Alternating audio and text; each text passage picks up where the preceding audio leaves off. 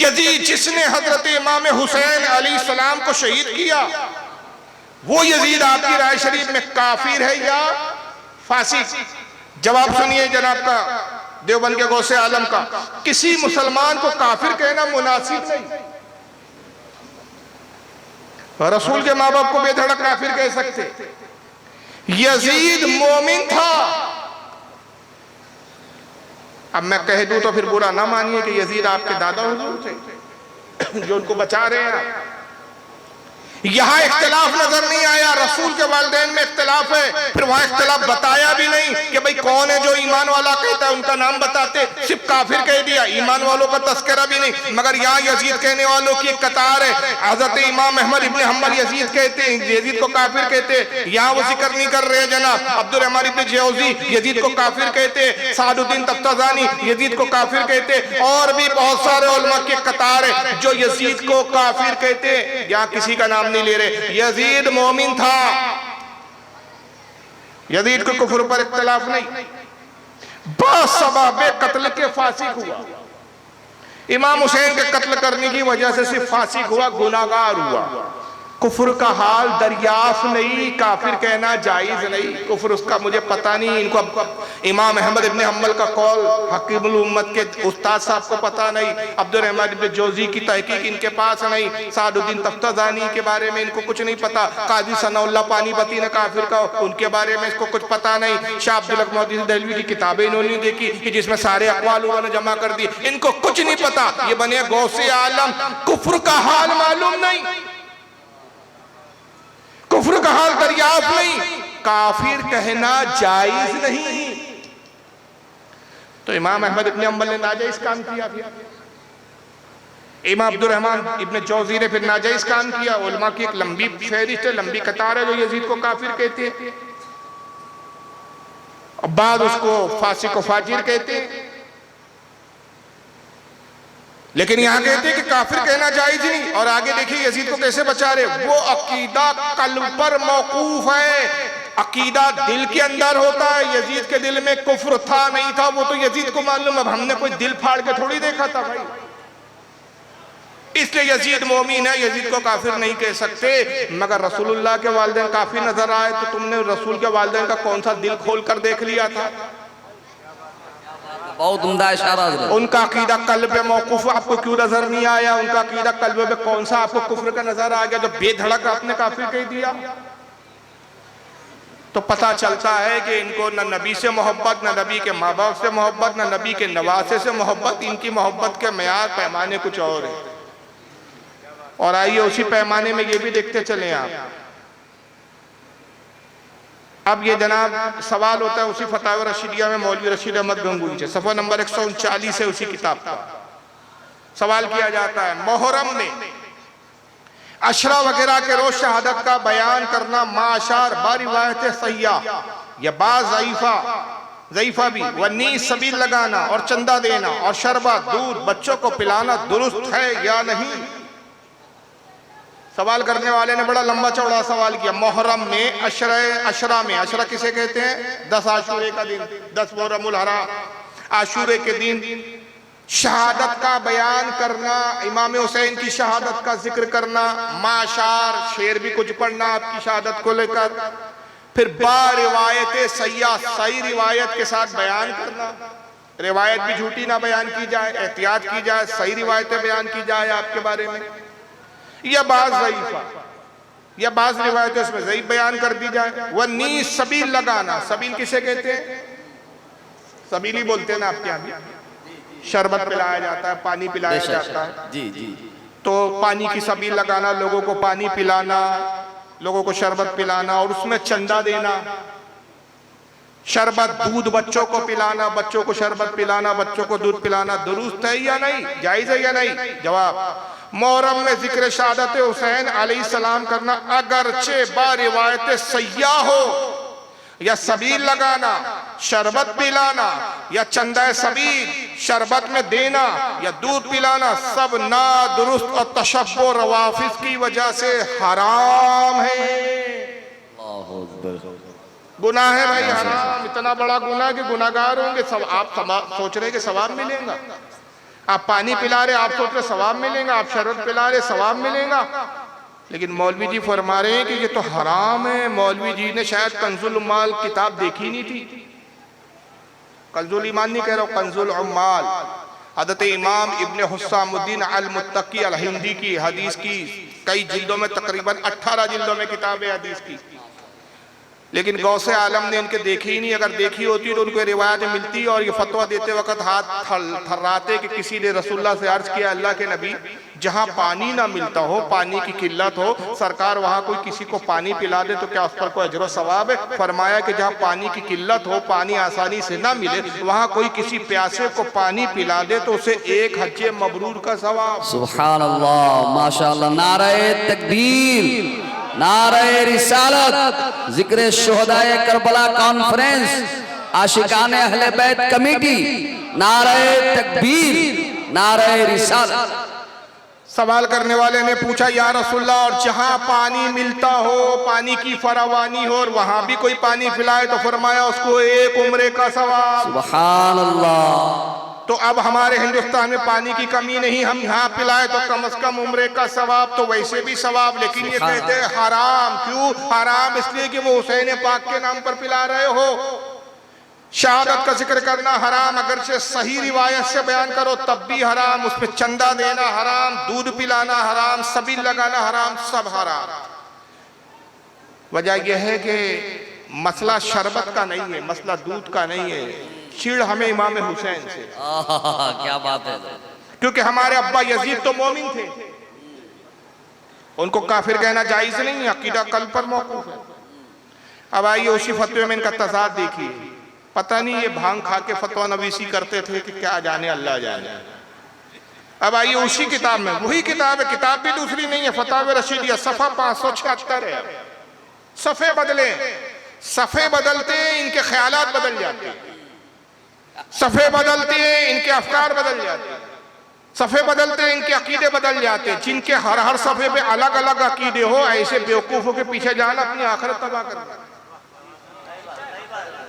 आइए फतावा रशीदिया सफ़ा नंबर 576 पे सवाल हुआ।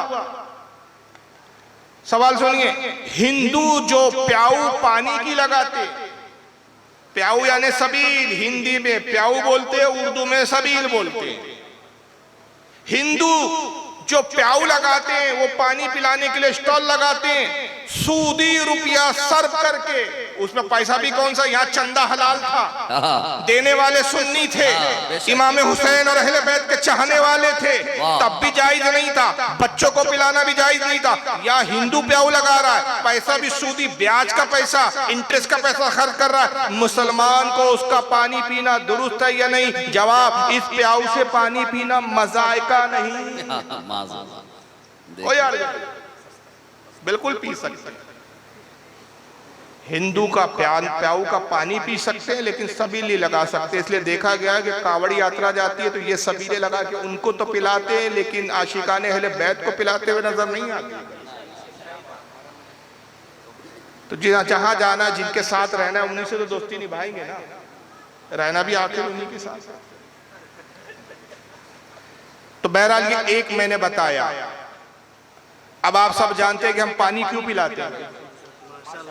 माशाअल्लाह, माशाअल्लाह। हम पानी क्यों पिलाते हैं भाई? क्या पानी की कमी है? जिस शख्स को आप पकड़ के सबील में पानी पिला रहे, शरबत पिला रहे, क्या उसके घर में शरबत बनाने के लिए शक्कर नहीं है, चीनी नहीं है? क्या उसके घर में पानी नहीं है? क्यों पिला रहे हैं? और बुला बुला के पिलाते हैं। नहीं भी पीना चाहते तो अरे पीजिए ना जनाब, एक गिलास तो लीजिए। अरे भाई नहीं, पेट भर गया यार, बहुत पी ली। अरे यार ये शरबत तो ट्राई कीजिए, ये रूह अफ़ज़ा का है, ये दूध का है, ये खश का है, ये फला है, ये फला है। दुनिया भर के मुख्तलिफ शरबत बने, मुख्तलिफ सबीले लगी हैं, मुख्तलिफ किस्म के अलग अलग फ्लेवर के शरबत है, पीजिए। क्यों भाई, क्यों पिला रहे? इसलिए पिलाते हैं कि हम जानते हैं कि आज भी कुछ यजीद की औलाद जिंदा है, और उनको अब दिखाना चाहते हैं कि तुम्हारे बाप यजीद ने 3 दिन हुसैन पाक को प्यासा रखा था, आज करोड़ों गुलाम हुसैन है। खुदा की कसम, ये यजीद की मौत है, आज हम किसी को प्यासा रहने ही नहीं देंगे। सुभान अल्लाह। यजीद तूने 3 दिन पानी बंद किया था। अल्लाहु अकबर। या रसूल अल्लाह, या रसूल अल्लाह, या हुसैन, या हुसैन। माशाअल्लाह माशाअल्लाह। देखिए अकीदा सुने देवबंद का क्या अकीदा है। तो हम यजीद को उसकी सोच पर, यजीदियों की सोच पर हम सर्ब लगाते हैं कि तुमने इमाम हुसैन पर को प्यासा रखा, अहले बैत को प्यासा रखा। आज देख जहां तक निगाह है करोड़ों हुसैनी है, करोड़ों अहले बैत के चाहने वाले। खुदा की कसम आज हम किसी को प्यासा रहने नहीं देंगे और बताएंगे कि पानी पिलाना हुसैनी सोच है, पानी से रोकना यजीदी सोच है। वाह वाह वाह वाह। अब तो समझ लो कि रोक कौन रहा है, अब पिला कौन रहा है। अब भी हक का और बातिल का फर्क वाज़ेह नहीं हो रहा। इसका भी इन्होंने एक रास्ता निकाला सा, कहा भाई ऐसा है कि आप कहते हैं कि पानी इसलिए पिला रहे हैं, इमाम हुसैन ने पानी रोका गया, तो ये रिवायत भी सही नहीं है साहब, पानी तो रोका ही नहीं गया। आइए इस वक्त देवबंद के एक सपूत है, ये जिंदा है, सेक्सी मौलाना बोलता हूं मैं इनको, सिवाय सेक्स के और बीवी बच्चों के उसके अलावा इसके पास कोई टॉपिक ही नहीं है। जो लोग नेट पे सुनते हो देखते हो, दिन भर बीवियों की बातें करता है, बस शादी करो, शादी करवा दूंगा, 4 कर लो, 8 कर लो, 9 कर लो। क्या लगा के रखा है तेरे पास, कोई टॉपिक नहीं है, बैठा बैठा यही सोचता रहता है, दिमाग में यही फुतूर चलता है तेरे।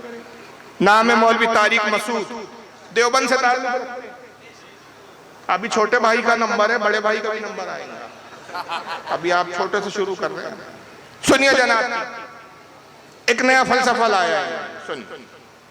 करबला के वाकयात में जो जुल्म की दास्तानें इजाफी बयान की जाती हैं, इसका मुस्तनद तारीखी रिवायात से कोई सबूत बोलो भाई नहीं मिलता। अब लोगों ने अपनी दुकानें चमका ली हैं, पानी नहीं था, कई दिनों से खाना नहीं मिला। सही रिवायात से साबित है कि हजरत हुसैन रजी अल्लाह तआला अन्हु करबला के मैदान में वुजू करके नमाज पढ़ते थे, तो पानी था तो नमाज पढ़ते थे। पानी बंद ही नहीं हुआ था जनाब, बेवकूफ है आप जो इतने साल से सुनते आ रहे हैं कि 3 दिन से पानी, 7 मुहर्रम से पानी बंद हो गया, फिर जनाब पानी के लिए सकीना तड़प रही थी, बच्चे बिलक रहे थे, पानी बंद ही नहीं हुआ। इतना पानी था कि इमाम हुसैन तो वुजू बना रहे थे, वुजू बना के बाकायदा साहब मैदान जंग में गए, वुजू बनाया फिर लड़ने गए। जब वुजू के लिए पानी था तो लोगों ने अपनी दुकानें चमकाने के लिए इजाफी रिवायतें बना दी। इजाफी यानी जो हकीकत थी उससे ज्यादा उसमें इजाफा कर दिया। हाँ भाई ठीक है, हमने तो अपनी दुकानें चमकाने के लिए इजाफी कर ली, तुम किसकी दुकान चमकाने के लिए इसका इनकार कर रहे हो।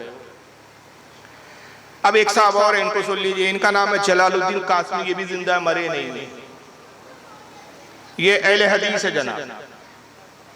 अब इन्होंने भी एक बड़ी दूर की कौड़ी लाई साहब, अब इनकी सुनिए जनाब। और जहां तक पानी बंद करने की बात है, आप उठा करके देखिए याकूत हमवी की मोजमुल बुल्दान के अंदर याकूत हमवी मशहूर मुअर्रिख है, लिखता है कि करबला की जमीन इंतहाई सरसब्ज़ शादाब, बेशुमार चश्मे, 4 चश्मों को तो उसने वाज़ेह तौर पर दिखाया है, बताया है कि 4 चश्मे तो यहां से बहुत बड़े बड़े चश्मे निकले हुए थे, और इसके अलावा जमीन थोड़ी सी खोदी जाती तो पानी निकल आता। लिहाजा पानी बंद करने की जो खराफियात और वाहियात बातें फैलाई गई है कि खैमे हुसैन और लश्कर हुसैन और हुसैन रजी अल्लाह तआला अन्हु के साथ जितने लोग उनके ऊपर पानी बंद कर दिया गया दरिया फुरात का, दरिया फुरात पर जाने की क्या जरूरत थी, करबला की जमीन तो खुद सरसब्ज़ शादाब है। ये बात किसने लिखी है? मशहूर मुअर्रिख ने मोजमुल बुल्दान के अंदर लिखा है, जिसका नाम याकूत हमवी है, कि करबला की जमीन इंतहाई सरसब्ज़ शादाब, बेशुमार चश्मे वहां मौजूद, कम से कम 4 चश्मे तो वाज़ेह तौर पर याकूत हमवी ने मोजमुल बुल्दान के अंदर बताएं। मुअर्रिख कंफ्यूजन में रहते, पढ़ने वाला भी कंफ्यूजन में पड़ जाता है कि करबला का मामला ये है तो पानी कैसे बंद किया गया, पानी का बंद हुआ। और जहां तक अब इन्होंने हवाला दिया, तहकीक की है, तहकीक पेश की है, तो अब हवाले का हवाले से करना पड़ेगा। इत्तेफाक से किताब लाया नहीं, हालांकि याकूब हमवी की वो जो किताब है मोजमुल बुल्दान मेरे पास मौजूद है, मैंने कुछ जलसों में दिखाया, बाकायदा बम्बई का एक जलसा है, देखना आप उसको, नेट पे मौजूद है। ये कहते हैं कि पानी बंद करने की ये वाहियात, खुराफात, बकवासात है। ये पानी बंदी नहीं हुआ और वो नहर फरात पे जाने की क्या जरूरत थी। करबला की जमीन तो इतनी शर्शब्द व शादाब थी, इतनी जरखेज थी, इतनी नरम पानी वाली थी कि थोड़ी सी जमीन खोदो तो पानी निकल आता था। बिहार की जमीन भी थोड़ी सी खोदो तो पानी नहीं आता। मैंने बंबई वालों से पूछा कि भाई आप क्या समुंदर है, कितना खोदना पड़ता है? बोले फिर भी कम से कम 10 फीट 15 फीट जाओ तो पानी आता है। थोड़ी सी खोदने पे तो वहां भी नहीं आता पानी। समंदर के किनारे बंबई पूरा समंदर पे बसा हुआ है, लेकिन तब भी वहां 5-6 फीट से नीचे पानी है। थोड़ी खोदने पे वहां भी पानी नहीं निकलता, और अगर पानी निकलने लग जाए ना थोड़ा खोदने में, तो ये इमारतें और बिल्डिंग कायम न रहे, कमजोर हो जाए इसके स्ट्रक्चर। लेकिन जनाब कहते हैं कि इतनी शर्शब्द शादाब थी कि थोड़ी सी खोदो निकल आती थी, तो वो नहर फरात तक जाने की जरूरत ही क्या थी।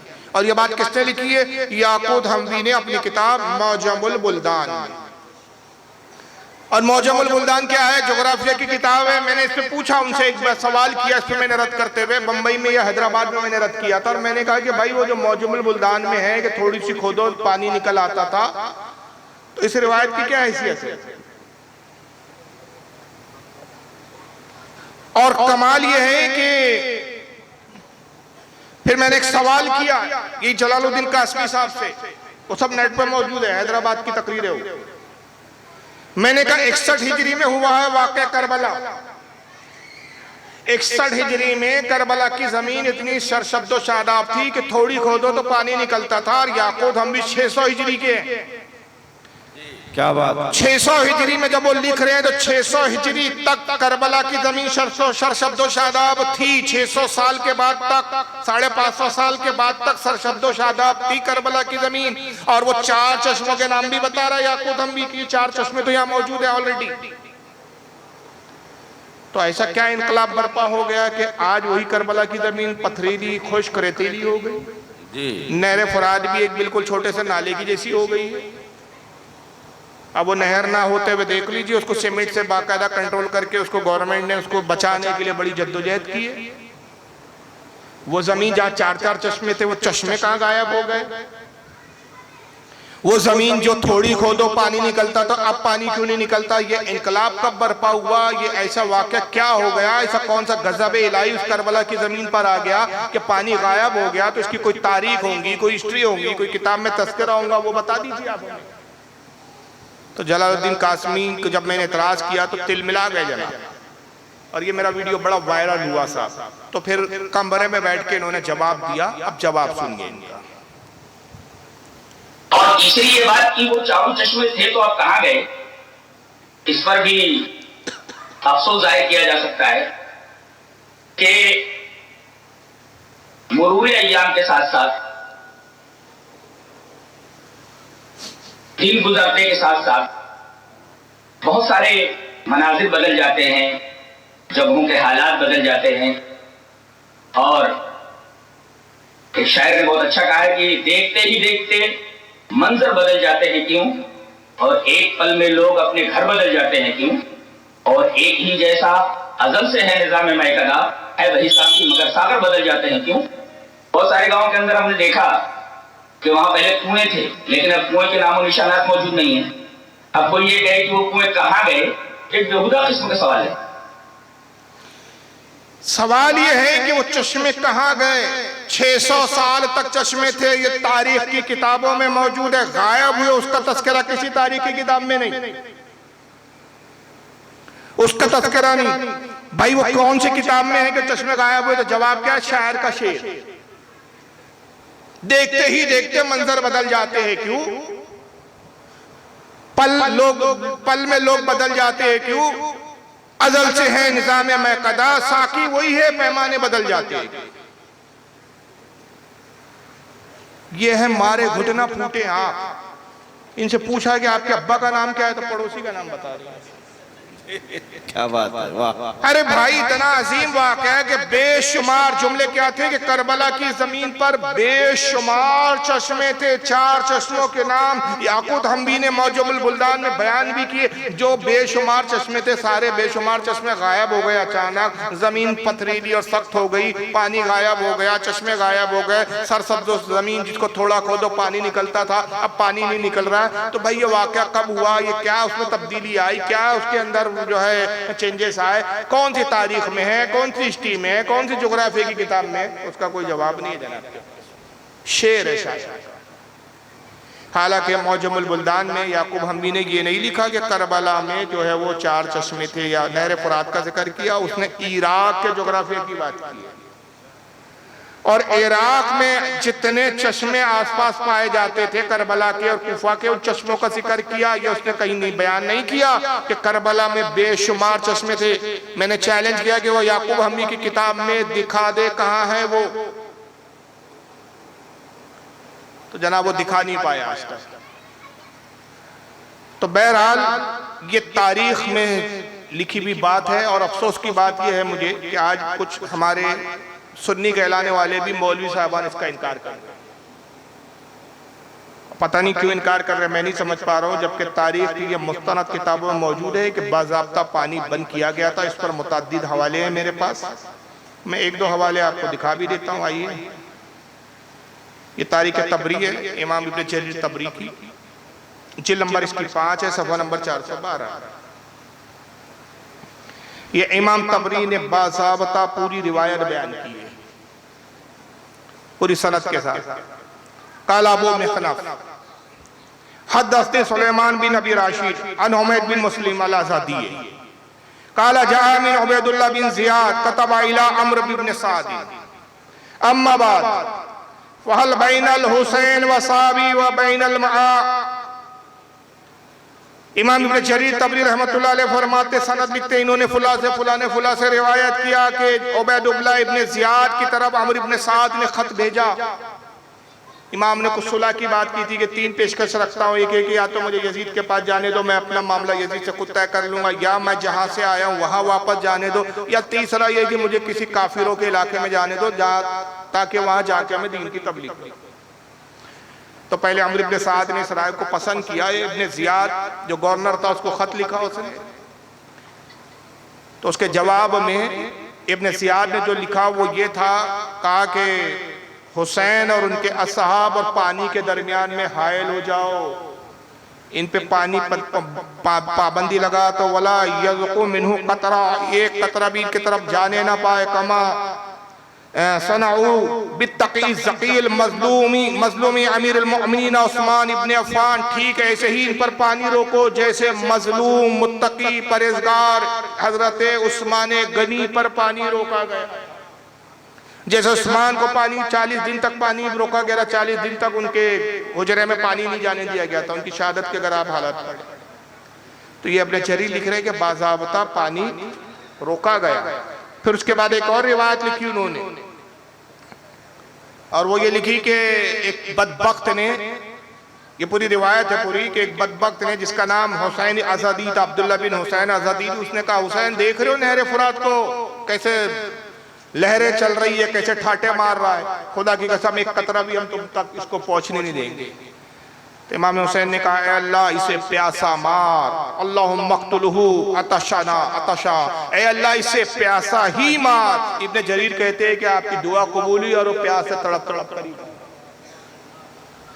ये रिवायतें बताती है कि बाज़ाब्ता पानी रोका गया था। इसको फिर हाफिज इब्न कसीर ने अल बिदाया व निहाया में भी लिखा। ये अल बिदाया व निहाया का स्कैन पेज आपके सामने, सफ़ा नंबर इसका 526 और इसका जो वॉल्यूम है जिल्द नंबर 11 है। वही इबारत है जो मैंने वहाँ पढ़ी, वही एज इट इज़ इबारत जो इब्न जरीर की है, इन्होंने भी इसको नकल किया।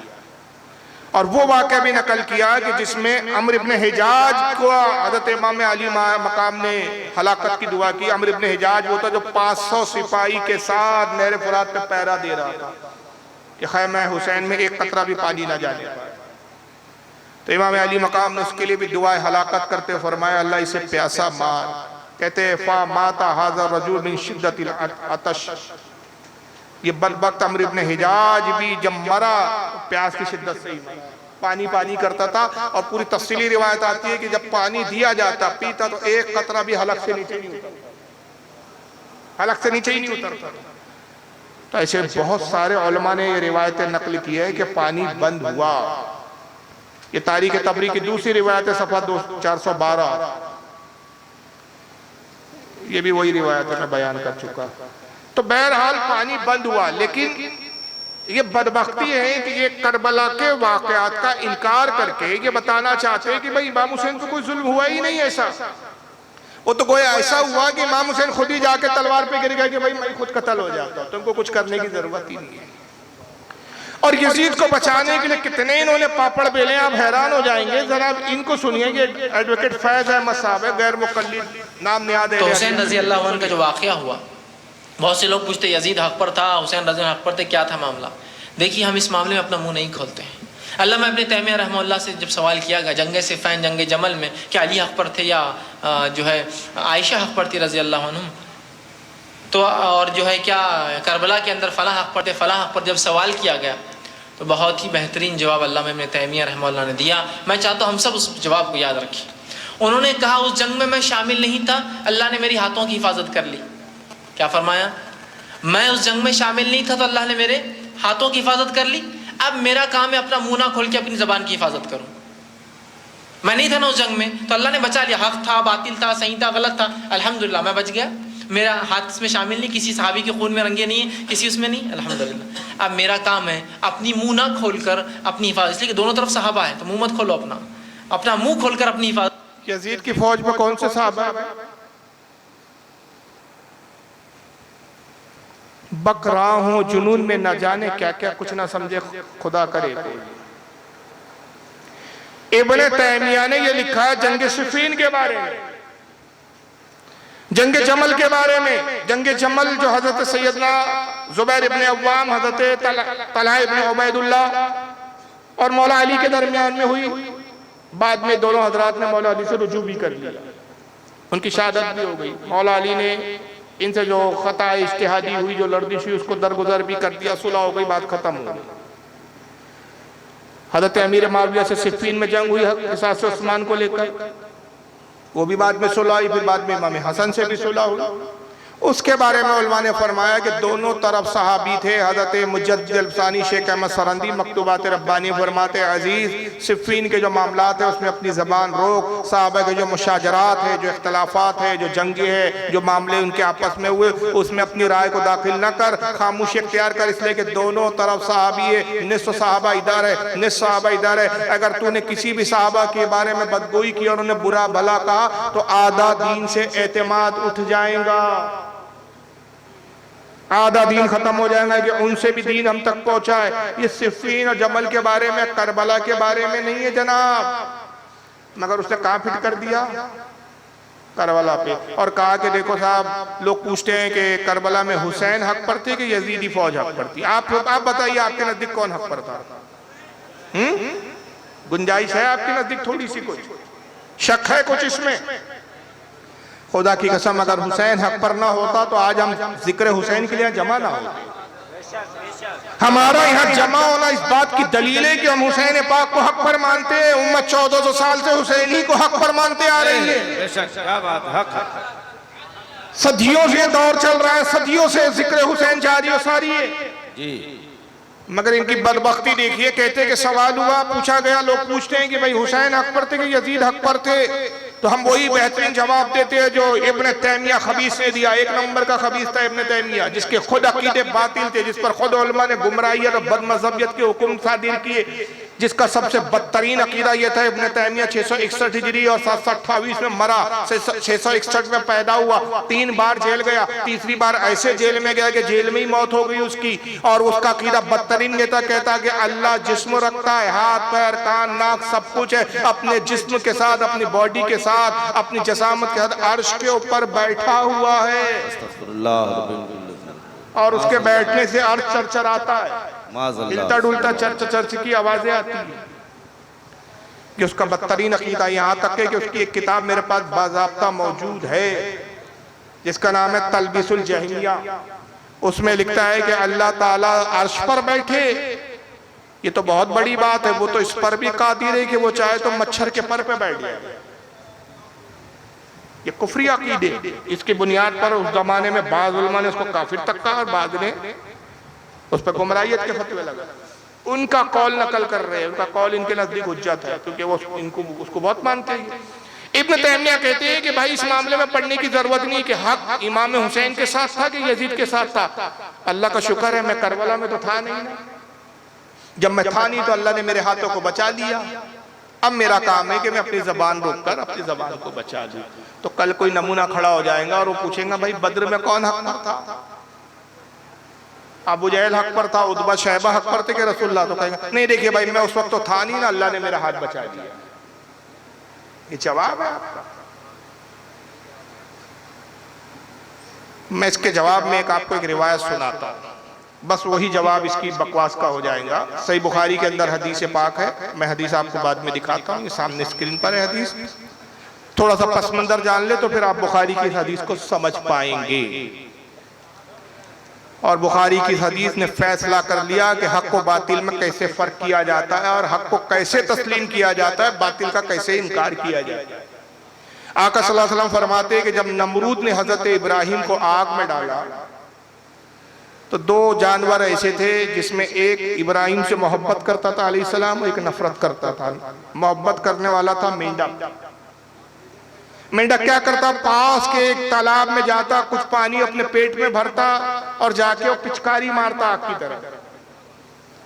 मकसद क्या था कि ये आग बुझ जाए। और एक गिरगिट था, गिरगिट समझते हैं ना, गिरगिटी बोलते हैं उसको हमारे आप क्या बोलते हैं नहीं मुझे पता, गिरगिटी बोलते हैं, सड्डा बोलते हैं हमारे यहाँ, सड्डा भी बोलते हैं मराठी में। वो रंग बदलता है जी। गिरगिट क्या करता था, वो जाता था आग पर फूंक मारता था ताकि आग भड़के।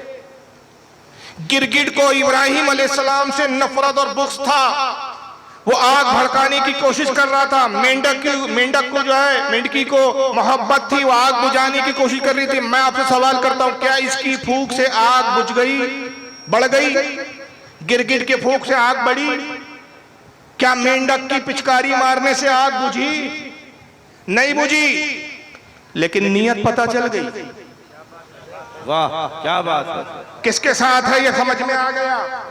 इनाम क्या मिला? आका ने फरमाया मेंढक को कत्ल ना करो कि इसने इब्राहिम की आग बुझाने में मदद की, और गिरगिट को जहां पाओ उसको मारो, जो पहली ज़रब में मारे उसको एक हज का सवाब।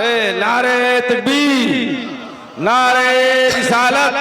अब बड़े अदब से बारगाह रिसालत में मैं अर्ज करूं, या रसूल अल्लाह, ये जो गिरगिट को मारने का आपने हुक्म दिया, क्या ये वही गिरगिट है जो फूंक मार रहा था?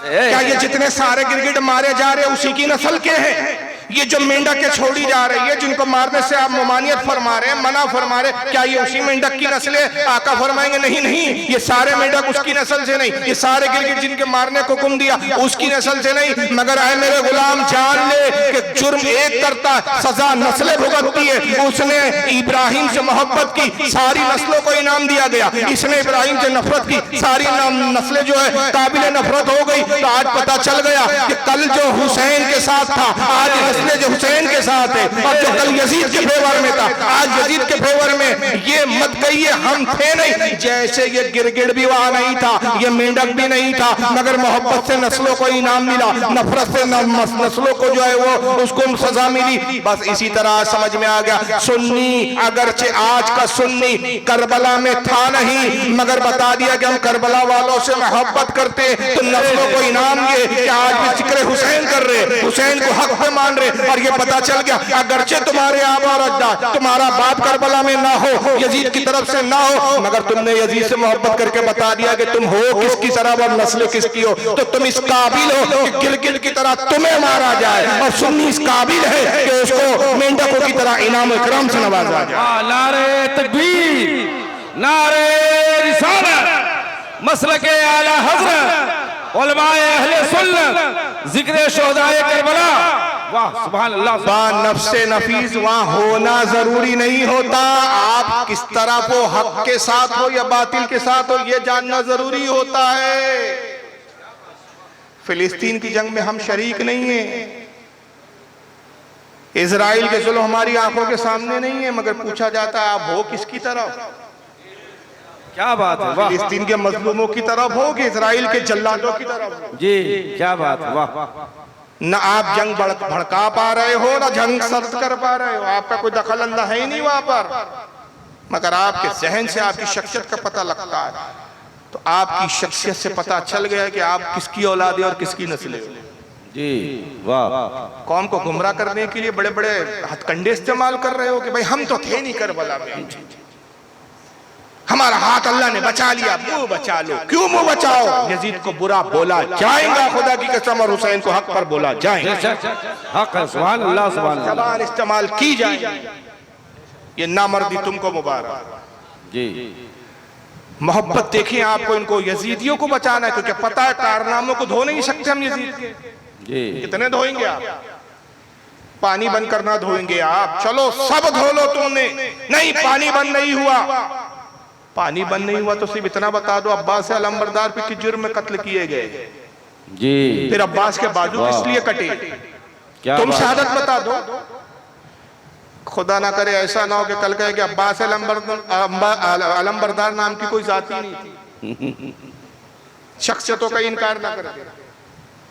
जाहिर है कि जब अब्बास अलंबरदार की शहादत का जिक्र आता है तो ये तस्करा आता है कि आपके बाजू कटे ही इसलिए कि आपकी कोशिश थी खैमे रसूल में, खैमे अहले बैत में किसी तरह मशकीज़ा पहुंच जाए। जी, दरिया फरात पर गए ही इसलिए थे कि पानी लाना था। अगर इतना पानी था कि वुजू किया जा रहा था तो अब्बास को फरात की तरफ जाने की जरूरत थी क्या? फिर वाह वाह, कितना तारीख को बदलोगे और बदलने की कोशिश कर रहे हैं। जिंदों को बता रहे हैं, कोई भी मरा नहीं है अब तक।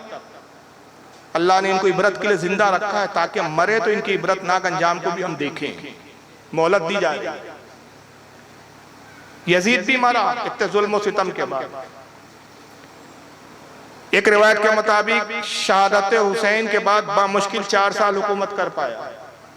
और 4 साल कैसे गुजरे यजीद के पता है आपको? ये 4 साल ऐसे गुजरे कि एक रात भी सुकून से सो नहीं पाया। यहां तक उलमा ने लिखा कि जब भी एक तो नींद नहीं लगती, तबीब और उसको हकीम कुछ नींद की दवाएं देते, कुछ माजून देते कि नींद लगे। किसी तरह नींद लगती तो सामने देखता कि इमाम अली मकाम खड़े हुए, जिस्म खून से भरा हुआ है, और आप फरमाते हैं यजीद किस जुर्म में मुझे कत्ल किया? बस हड़बड़ा के उड़ जाता, फिर नींद उचाट हो जाए। खाना पीना 2 बार हो गया, लागे और दुबला होने लगा, बीमार हो गया। 4 साल बड़े मुश्किल से कटे, यहां तक कि इतना बीमार हुआ कि पूछिए मत। तब इन्होंने कहा कि ऐसा करो कि आप हवा बदली के लिए दमिश्क से निकलकर किसी और इलाके में चले जाओ। हवारैन में गया। 3 रिवायतें हैं यजीद की मौत को लेकर, मुख्तलिफ 3 रिवायतें। एक रिवायत ये है शिकार के लिए निकला, तफरी के लिए कि भाई कुछ दिल बहले, नींद नहीं है, परेशान है, बीमार हो गया। डॉक्टर ने कहा शिकार पे जाओ, कुछ खुले माहौल में जाओ, जंगल में जाओ, सैर व तफरी करो तो सेहत में सुधार आएगा। दोस्तों के साथ शिकार के लिए निकला। एक हिरन का पीछा किया, रास्ता भटक गया, हिरन तो नजरों से गायब हो गया। जंगल में भटकता रहा, साथियों को तलाश करता रहा, कई दिन भटकता रहा। भूख प्यास से निडाल हो गया, पानी का एक कतरा नहीं मिलता। प्यास प्यास अलातश अलातश अलातश कहते कहते मरे मरे, जिल्लत की मौत प्यासा। एक रिवायत। दूसरी यह है कि एक रूमी नस्ल की एक ईसाई लड़की थी, खूबसूरत हसीन और जमील। एक मरतबा सैर व तफरी के लिए निकला, एक महल के करीब से गुजरा। महल की गैलरी से वो लड़की झांक रही थी, देख लिया, चेहरे पे निगाह पड़ी, खूबसूरत हसीन थी, फिदा हो गया। मोहब्बत का पैगाम भेजा कि मुझे तुझसे मोहब्बत हो गई, मैं बहुत बड़ा मुसलमानों का बादशाह और हाकिम हूँ, तुझसे निकाह का ख्वाह हूं। उसने अपने कनीज़ से पूछा कि यजीद है कौन? कहा ये वही तो है जिसने अपने नबी के नवासे हुसैन को शहीद किया है करबला में, जिससे करवाया है, ये वही तो बदबख्त है। वो रोमी उन नस्ल जो लड़की थी, ईसाई लड़की थी हालांकि। उसने कहा ऐसे बदबख्त की मैं बीवी बनना कैसे पसंद कर सकती हूँ? जो अपने नबी की औलाद का ना हुआ, मेरा क्या होगा? उसको नफरत हो गई। अल्लाह ताला ने उसके दिल में ऐसी नफरत पैदा किया कि उसके दिल में यह आया, उसके जहन में आया कि क्यों ना मैं इस बदबख्त को दुनिया से साफ कर दूं। यजीद को खत लिखा, पैगाम दिया कि मैं खुद तुमसे मिलना चाहती हूँ। आप बादशाह है मुसलमानों के, इतनी बड़े मुमलकत पे, इतने बड़े इलाके पे आप काबिज है, इतनी बड़ी हुकूमत है, कौन औरत है जो आपसे निकाह करना नहीं चाहिए? लेकिन मैं कुछ गुफ्तगू करनी चाहती हूँ, देखना चाहती हूँ आपकी मोहब्बत कितनी गहरी है, तन्हाई में मिलना चाहती हूँ, फुला फुला जंगल में, फुला जगह पर आप मिलो। यजीद उससे मिलने गया। एक रिवायत यह है कि खंजर लिया, पेट में बार बार इतना मारा कि हथेलियां बाहर निकल गई, जिल्लत की मौत मरा। दूसरा ये कि उसको एक मशरूब दिया पीने के लिए कि मैं आपके लिए एक शरबत लाई हूँ, मैंने खुद बनाया, पीजिए। पिया, उसमें जहर मिला था, मर गया। 7 दिन तक लाश छोड़ते रही जंगल। साथी ढूंढते रहे, इसके फौजी ढूंढते रहे कि अमीरुल मोमिन यजीद कहाँ गायब हो गए। अचानक ढूंढते ढूंढते जंगल में पहुंचे, लाश, चील और कौवों की दावत थी। जगह जगह से लाश को कौवों ने और चीलों ने नोच नोच के तहस नहस कर दिया। ताफून बदबू का ये आलम, नाक नहीं ठहरी थी। साथियों ने कहा ये उजड़ी हुई लाश, फटी हुई लाश, बिखरी हुई लाश के टुकड़े कहाँ ले जाए दमिश्क में। लोग देखेंगे नबी के जो चाहने वाले हैं, अहले बैत से मोहब्बत करने वाले, उनको खुशी होंगी, जश्न मनाएंगे कि देखो यजीद का कितना बुरा अंजाम हुआ। वहीं गड़ा खोदा, वहीं इसको दफन कर दिया। आज कब्र का नामो निशान भी यजीद का नहीं। ये भी एक रिवायत है। तो इस तरह की 2-3 रिवायतें हैं। 3 रिवायतें मैंने बयान की आपके सामने, और ये रिवायतें किताबों में बाज़ाब्ता है। मगर एक झूठी रिवायत अपने अब्बा यजीद को बचाने के लिए गढ़ी गई। अब आइए क्या रिवायत बयान की जाती है यजीद के बचाने के लिए, जरा इसको आप समाअत फरमाएं।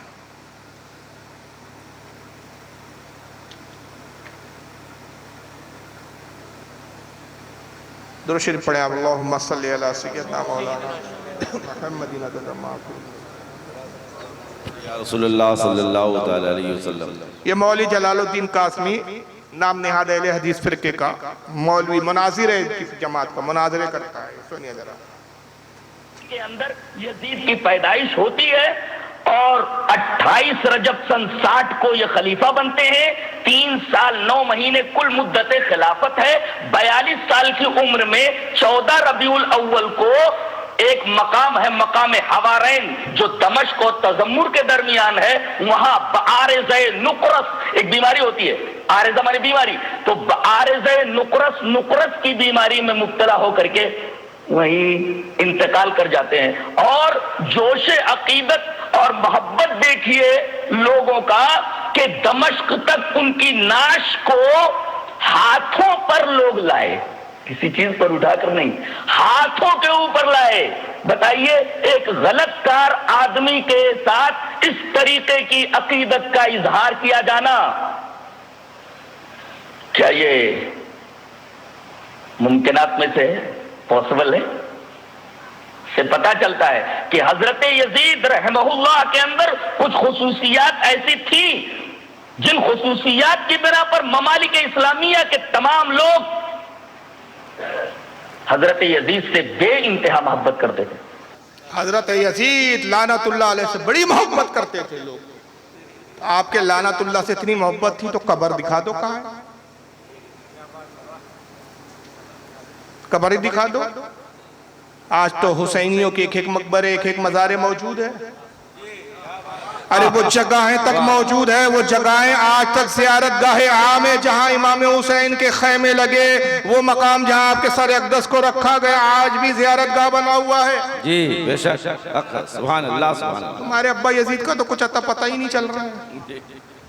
ये तो बता दिया मकाम हवारैन में बाअर्ज़े नुकरस, नुकरस नामी बीमारी की डेफिनेशन नहीं बताया, क्योंकि अब्बा यजीद की पोल खुल जाएगी। भाई बीमार हुए तो ये नुकरस नामी कौन सी बीमारी थी? क्या था, क्या आखिर ये नुकरस?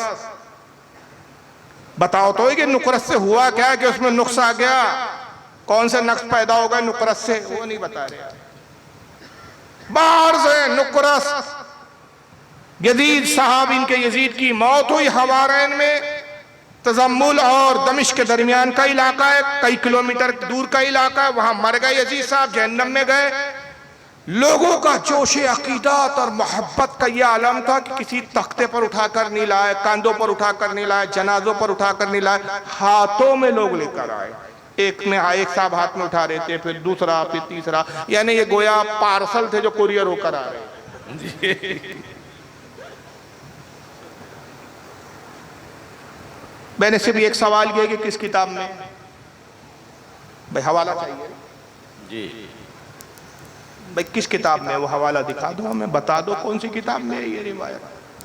बेचैन हो गए, तड़प गए, गाली गलौज पर आए। अब मेरा रद्द किया उसने, सुनिए, असल जवाब गायब है। सवाल मेरा क्या है, किस किताब में, लेकिन जवाब क्या है? जवाब कुछ है, दुरूद शरीफ पढ़े। सामईन हजरात, ये प्रोग्राम आप सुन्नी जंक्शन की जानिब से समाअत कर रहे हैं।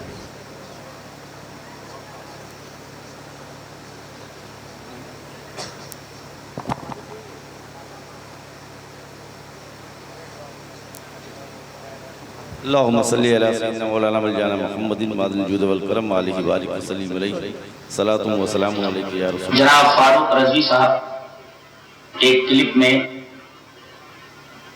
मुझ पर एतराज करते हुए ये फरमाते हैं कि कासमी ने ये कहा कि यजीद का जनाजा मकाम हवारैन से जो दमश्क लाया गया तो हाथों के ऊपर क्यों लाया गया? असल में वो मेरी बात को समझ ही नहीं सके। दर हकीकत मैंने ये बात कही है कि यजीद का इंतकाल मकाम हवारैन में हुआ और लोगों के दरमियान वो इतने हरदिल अजीज थे कि उनकी नाश को यानी उनकी लाश को उठा करके दमश्क तक हाथों पर लाया गया, बाद में नहलाया गया, उसके बाद उसकी तदफीन हुई और उनका जनाजा ले जाया गया। ये हाथों पर लाश ले जाने वाली बात को जनाजे से ताबीर करके ये आदमी बात बना रहा था। दर हकीकत मैंने वो बात कही ही नहीं है जो वो साबित करना चाह रहा है। मैंने ये बात कही नहीं है। अच्छा, ये इतने बेगैरत होते हैं, इनको ये भी शर्म नहीं आती कि वो जमाना गया जनाब कि आपने मजमे में तकरीर किया, आ गए, बाद में मुकर गए कि मैंने ऐसा कहा नहीं। अब लोग लाख कहे कि आपने कहा, सब झूठे हो तुम। अब तो वीडियो बनती है भाई साहब,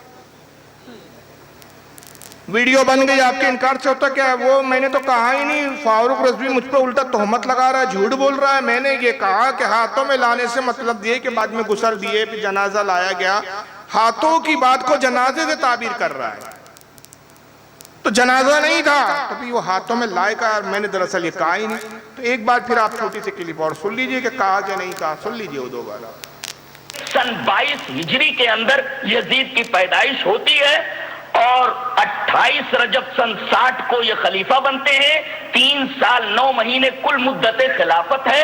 42 साल की उम्र में 14 रबीउल अव्वल को एक मकाम है, मकाम हवारैन, जो दमश्क और तजम्मुर के दरमियान है। वहां आरेज़े नुकरस एक बीमारी होती है, आरेज़ा माने बीमारी, तो आरेज़े नुकरस की बीमारी में मुब्तला होकर के वहीं इंतकाल कर जाते हैं। और जोश अकीदत और मोहब्बत देखिए लोगों का कि दमश्क तक उनकी नाश को हाथों पर लोग लाए, किसी चीज पर उठाकर नहीं, किसी चीज पर उठाकर नहीं, किसी चीज पर उठाकर हाथों पे लाए। लोगों का जोशे अकीदत, मोहब्बत, हर दिल अजीज थे। हर दिल अजीज यानी हर दिल को अजीज, हर दिल उनसे मोहब्बत करता था, हर दिल उनको चाहता था। और अब बाद में वीडियो में बोलता है कि मैंने तो कहा ही नहीं भाई साहब। तो ये इतने बड़े झूठे, और जाहिर ये झूठ क्यों ना बोले, इनका अकीदा तो ये है कि माज़अल्लाह खुदा भी झूठ बोल सकता है। तो जिस खुदा पर ये ईमान ले आए, जब वही इनके नजदीक झूठा ठहरा तो फिर ये खुद झूठ बोले तो इसमें क्या ताज्जुब है। तो अलगरज ये मैंने चंद चीजें आपके सामने रखी और एक दो चीजें और दिखा देता हूं कि बाद मौलवी तो सीधा करबला का इनकार भी कर देते हैं। इन साहब को सुनिए, ये सऊदीया में रहने वाली दुल्हन है। हाँ, दुपट्टा ओढ़े रहते हैं हमेशा सर पर। सुन्नी मर्दों के सामने आते नहीं, हम पर्दादार खवातीन हैं। मौलवी तौसीफ उर रहमान साहब सऊदी अरब के उर्दू में तकरीर करते हैं, जरा सुनिए। कहते हैं हजरत हुसैन हाजिज से कूफा की तरफ चले, अरब के एक चश्मे पर पहुंचे, अब्दुल्ला बिन मुती से मुलाकात हुई। जब उसने इमाम हुसैन को देखा, आपके पास आया और कहने लगा, मेरे माँ बाप आप पर कुर्बान जाए, ऐ फरजंदे रसूल, आपको क्या चीज इधर ले आई? सुभान अल्लाह। वो इराक से आ रहा था, इराक के हालात देखकर आ रहा था और फिर हुसैन से पूछता है, आपको क्या चीज यहाँ ले आई? वो अंधा था, उसको नहीं पता था तौहीद शिर्क में बदल गई, सुन्नत बिदअत में बदल गई, जिना यजीद ने आम कर दिया, शराब यजीद ने आम कर दी, मस्जिदों के अंदर घोड़े बंधने शुरू हो गए। जो जाकिर कहानी सुनाते हैं, अल्लाह की कसम दुनिया के झूठों में से बहुत बड़ा झूठ करबला की ये कहानी है।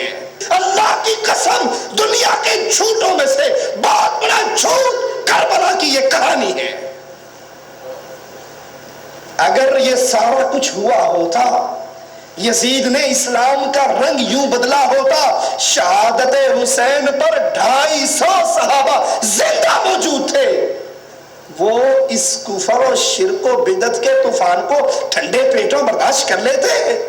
ये भंग के तकरीर करते हैं, नशा करके किताबें लिखते हैं, मुझे नहीं पता। अल्लाह की कसम, करबला की कहानी दुनिया के तमाम झूठों में सबसे बड़ा झूठ है। अगर यजीद ने दीन का हुलिया बदल दिया था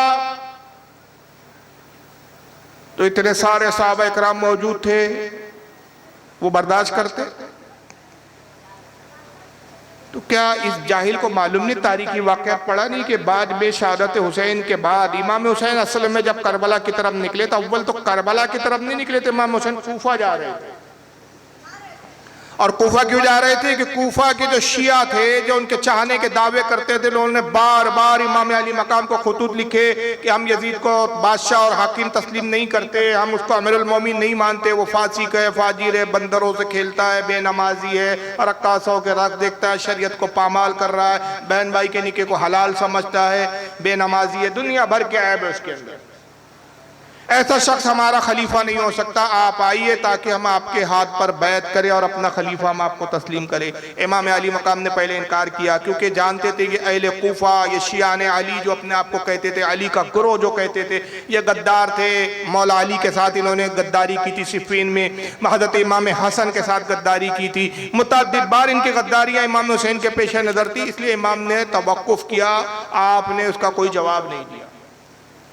खुद शियाओं का एक बहुत बड़ा आलिम है मुल्ला बाकर मजलिसी, 1110 हिजरी में इसकी मौत हुई। अल मुतवफ़्फ़ा 1110 हिजरी। वो अपनी किताब जलाउल उयून के अंदर लिखता है कि 12,000 खुतूत इमाम अली मकाम को लिखे गए। बार बार तकाजे किया गया, बार बार बोला गया आइए, लेकिन इमाम ने जाने के लिए आमदगी जाहिर नहीं की। आखिर में खत लिखा गया जिसमें कूफा के रूसा ने अपनी दस्तखतें की और कई दस्तखतें थी और एक इमोशनल ब्लैकमेलिंग वाला खत था। और उस खत का मजमून ये था, उसमें लिखा गया कि इमाम हुसैन अगर अब भी आप ना आए, हम बार बार खुतूत लिख रहे हैं, हम नहीं चाहते कि एक जालिम हम पर मुसल्लत रहे, एक जालिम के मातहत हम जिंदा रहे, मुसलमानों का एक खलीफा फासिक और फाजिर हो। आप आइए, दीन के निज़ाम को संभालिए, दीन का निज़ाम बिगड़ा। और अगर अब भी आप हमारी इतनी इल्तिमास गुजारिशात के बाद नहीं आए तो बरोज़े क़यामत हम नाना रसूलुल्लाह सल्लल्लाहु अलैहि वसल्लम के सामने आपका दामन पकड़ लेंगे और दामन पकड़ के हम नाना से आपकी शिकायत करेंगे कि या रसूल अल्लाह, हम आपके नवासे हुसैन को इल्तिजाएं करके बुला रहे थे लेकिन आपका नवासा आने के लिए तैयार नहीं था। अगर शरीयत पामाल हुई है, अगर शरीयत के अहकाम जो है निस्फ़ नाबूद हुए, उसका जिम्मेदार हुसैन।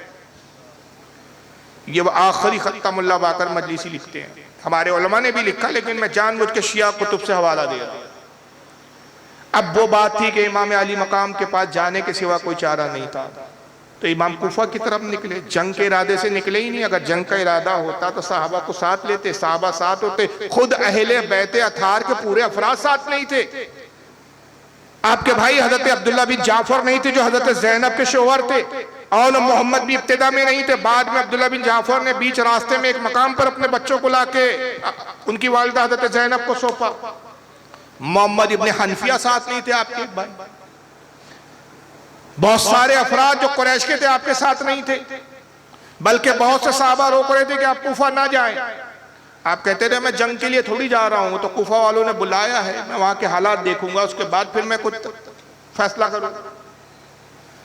और हालात का जायजा लेने के लिए पहले आपने अपने चचाजाद भाई मुस्लिम इब्ने अकील को भेजा कि जाके देखो अगर हालात साजगार है, लोग वादा करते हैं, अपने वादा निभाने की पोजीशन में नजर आते हैं, तो फिर मुझे खत लिखो।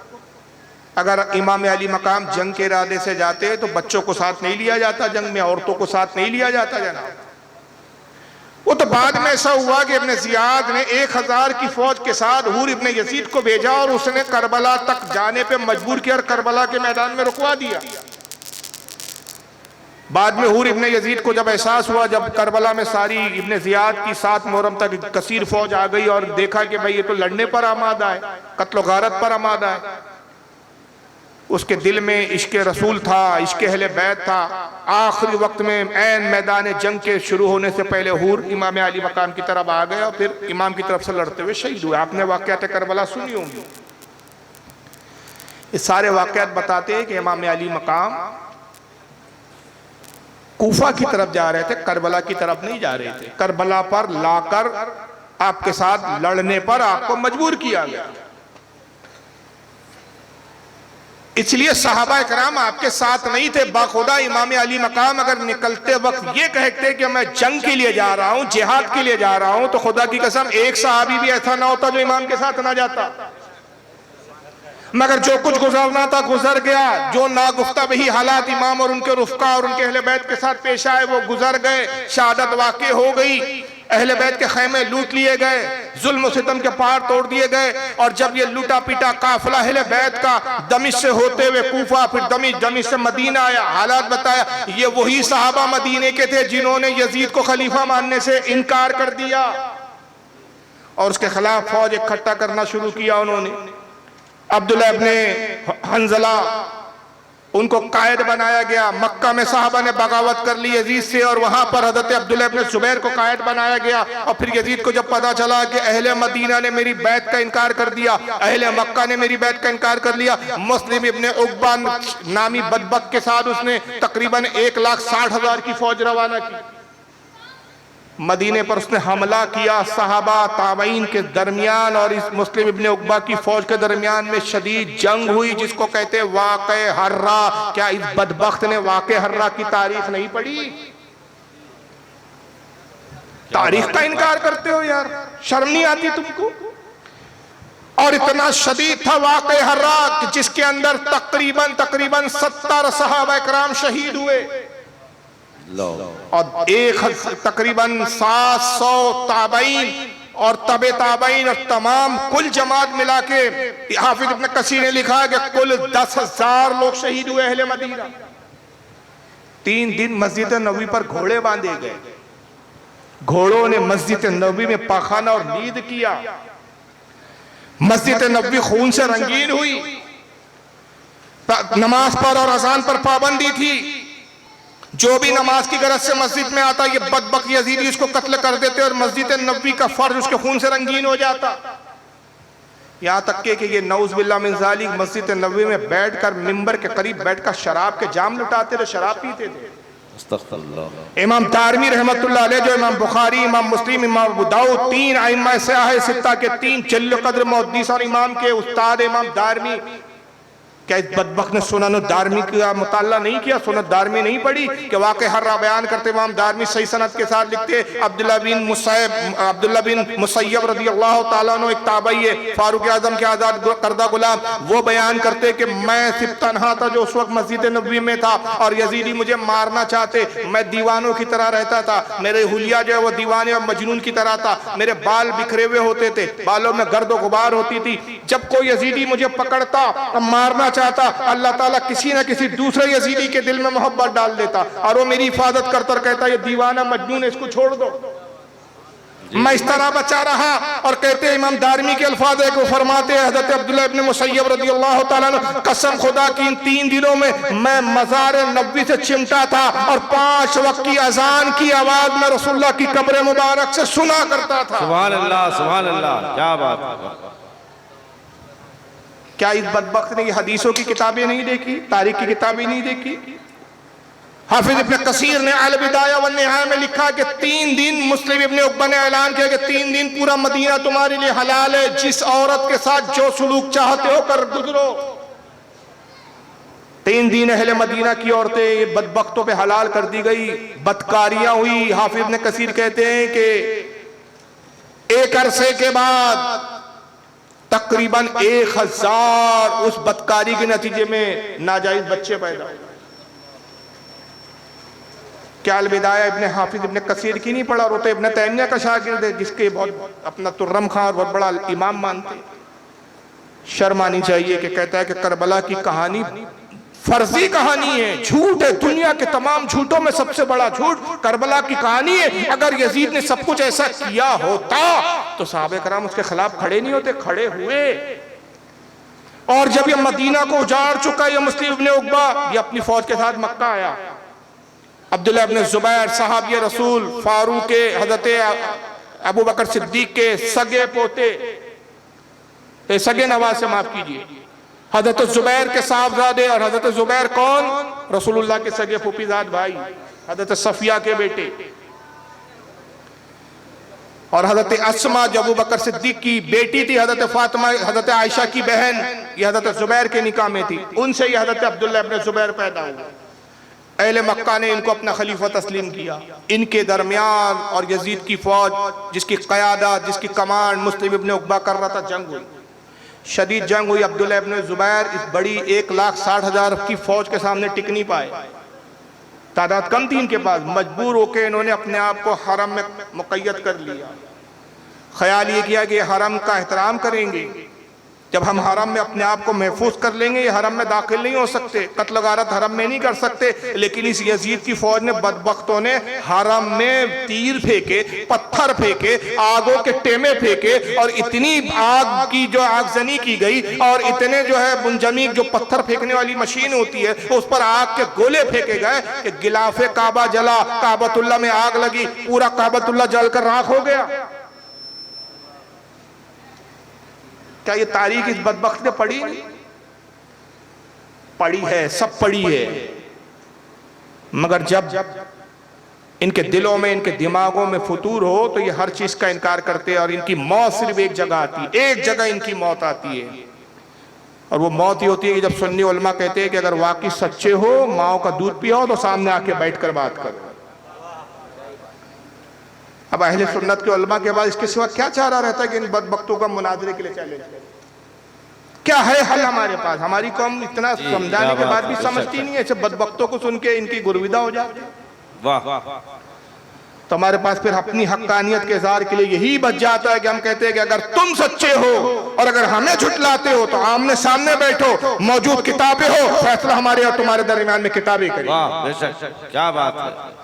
लेकिन नहीं आते ये लोग सामने, इनके पास एक ही बहाना होता है, ये फितना पैदा करके उम्मत में इख्तलाफ पैदा कर देते, और उस इख्तलाफ के नतीजे में दंगे फसाद होने लगते इलाकों में, मोहल्लों में, बस्तियों में। मगर जब इनके साथ बैठने की बात हो तो फौरन ये इतने सुलह पसंद हो जाते, नहीं नहीं नहीं, मुनाजरा होगा ना तो झगड़ा हो जाएगा। अबे मुनाजरे से झगड़ा हो जाएगा, वैसी तो तुमने बस्तियों में झगड़े फैला रखे हो। बेटा सुन्नी है तो बाप वहाबी हो गया, बाप सुन्नी है तो बेटा वहाबी हो गया, बीवी कहीं भाग रही है, भाई कहीं और भाग रहा है, पूरा तुमने तबाह कर दिया मुसलमानों को। फिरकों में तुमने टुकड़ों टुकड़ों में बांट दिया। हक है बेशक। अब कौन सा झगड़ा बचा है तुम्हारे नजदीक? तब भी मुसलमान समझ नहीं रहे, असल में इनके साथ बैठेंगे झगड़ा हो जाएगा, तो झगड़ा तो अव्वल होता नहीं, और अगर हो गया तो ये मार खाएगा। तो ये अपने आप को तो बचाना चाहता है, लेकिन दूसरों को लड़वाना चाहता है कि तुम लड़ो, तुम्हारे सर फूटे, हम तो अपने खेमे में बैठ के बस आग लगाते रहे। जी